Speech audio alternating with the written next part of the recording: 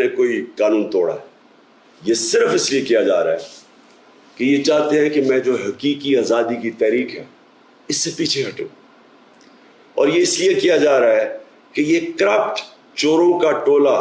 Imported حکومت جو ہمارے اوپر مسلط کی گئی ہے، یہ چاہتے ہیں کہ میں اس کو قبول کر لوں۔ میں آج آپ سب سے اپیل کر رہا ہوں کہ آپ کو اپنے حقوق کے لیے، اپنی حقیقی آزادی کے لیے سب کو نکلنا پڑے گا۔ کبھی بھی کسی قوم کو پلیٹ میں آزادی نہیں پکڑائی جاتی،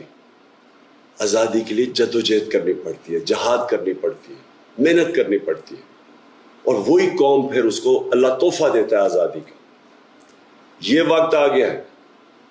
کہ آپ سب اپنے حقوق کے لیے نکلیں۔